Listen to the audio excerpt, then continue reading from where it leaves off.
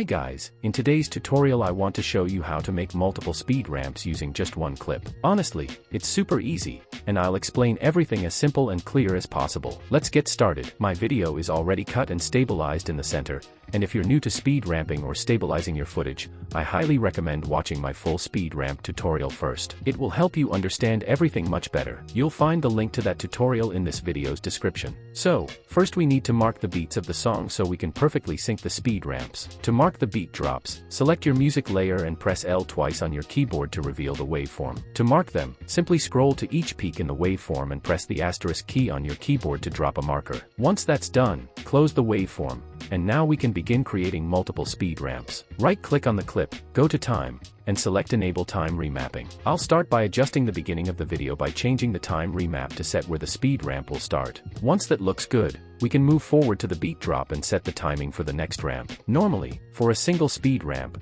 we would stop exactly at the beat drop and adjust the timing there. But for multiple speed ramps, we need to go past the beat drop and place the next keyframe right in the middle between two beat drops, just like this. This is important because in a multiple speed ramp sequence, the clip needs to start speeding up exactly at the beat drop, not before it and not after it. At that point, I'll adjust the time remap keyframe to choose where I want my video to stop. Once I'm happy with it, I'll move forward again, past the next beat drop.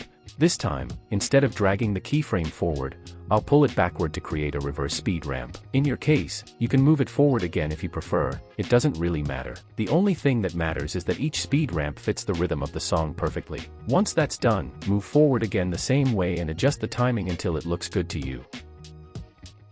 After you finish that part and feel like it's enough speed ramps for this one clip, we can finally end the video. This time, scroll forward and stop exactly on the beat, because this will be our ending point and we want the clip to finish right at the beat drop. For this last beat, set the timing by either reversing the speed ramp or moving it forward again, whichever looks better for your edit. Once you're done, split the clip and delete the rest of the layer with the unneeded keyframes. Next, select the main keyframes we created and press F9 to easy ease them. Before I adjust the speed ramp in the graph editor, let me explain one more time why I don't stop on every beat drop and instead go a bit further. The reason is simple. As you can see, the beat drops land in the middle of our keyframes. That means the speed change happens exactly when the beat hits. The video starts speeding up right on the drop. If we stopped at every beat drop instead, the timing would feel off and unsynced. The speed would begin to change on the beat instead of leading into it, making the edit look less smooth and not properly synced to the music. Now let's jump into the graph editor and adjust the curve. Right-click inside the graph editor and select Edit Value Graph. I'm going to create a smooth curve, the same one I use in all of my edits. You can copy my curve or adjust it however you like to fit your style. If you're new to working with curves in the graph editor,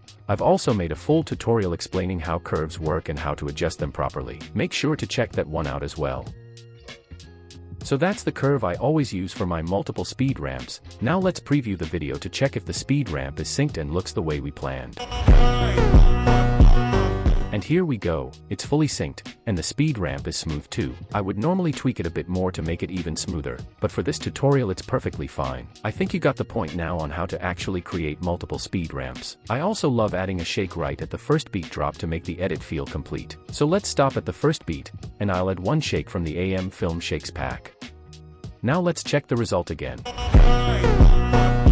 That already looks way better. You can also add some extra effects, like a flash or any subtle detail that won't ruin the overall look, and you're done. Later you can jump back into the graph editor and fine-tune the curves until the video looks even smoother and more professional. As I mentioned earlier, I always tweak the curves depending on the edit. Sometimes I make them even smoother, or sometimes I make the movement harsher to match the beat of the song better. Hope you found this video helpful. Thanks for watching, and if you enjoyed it, please give it a like.